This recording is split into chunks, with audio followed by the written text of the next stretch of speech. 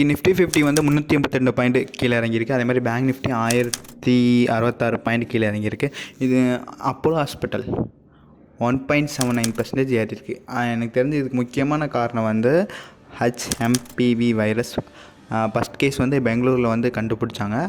அடுத்து தமிழ்நாட்டில் 2, குஜராத்தில் வந்து ஆக மொத்தம் 5 கேஸ் இந்தியாவில் வந்து கண்டுபிடிச்சிருக்காங்க. அது எல்லாம் சின்ன பிள்ளைகளுக்கு தான் வந்திருக்குன்னு சொல்கிறாங்க. பார்ப்போம் என்ன நடக்குதுன்னு.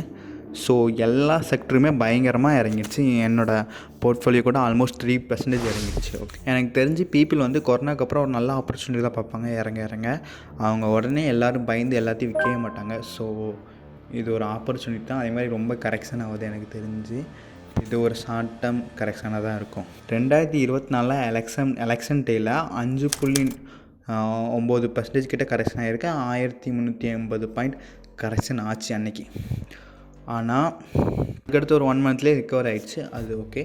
ஆனால் அன்னைக்கு வந்து ஜொரதா கைட் அப்ளிகேஷனில் 8000 கோடி ஃபண்ட் ஆட் பண்ணியிருக்காங்க. 8000 கோடி கைட் அப்ளிகேஷனில் இப்போது முக்கியமாக பப்ளிக் தான் அதிகமாக யூஸ் பண்ணுவாங்க கைட் அப்ளிகேஷனில். ஸோ 8000 கோடி வந்து ஆட் பண்ணியிருக்காங்க. கரெக்ஷன் ஆக போகிறோம். ஒரு நல்ல கரெக்ஷனில் எல்லோரும் ஆட் பண்ண ஆரம்பிச்சிட்டாங்க. யாருமே பயந்து விற்க மாட்டேங்காங்க. ஸோ இது ஒரு முக்கியமான சேஞ்ச். இன்றைக்கி 8 மில்லியன் பீப்புளுக்கு மேலே வந்து லாகின் பண்ணியிருக்காங்க. 8000 கோடி கிட்ட ஃபண்ட் ஆட் பண்ணியிருக்காங்க. இது பயங்கரமான க்ரோத்து. அதை பார்த்துக்கோங்க.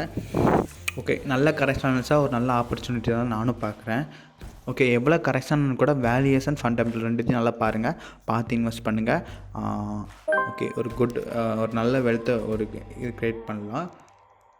ஒரு குட் கரெக்ஷன்னா ஒரு நல்ல opportunity for long term investment. Okay, ஒரு கரெக்ஷன் வாலிட்டி எல்லாமே ஒரு லாங் டேர்ம் இன்வெஸ்ட்மெண்ட்டில் ஒரு ஜேர்னி மாதிரி அது கண்டிப்பாக வரும். ஸோ நத்திங் டு பேனிக், அதை பயப்பட தேவையே இல்லை.